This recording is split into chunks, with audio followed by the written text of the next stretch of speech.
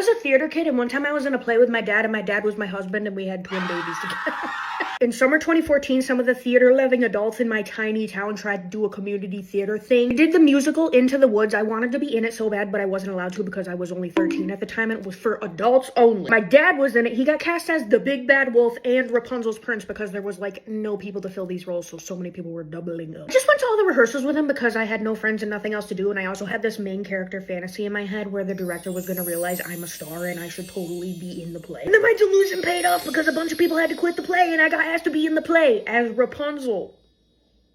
And my dad was Rapunzel's Prince. The dynamic was definitely a little bit weird, but we didn't have to do anything, like, creepy. I did grow up in a small yee-yee-ass town, but come on now, let's just...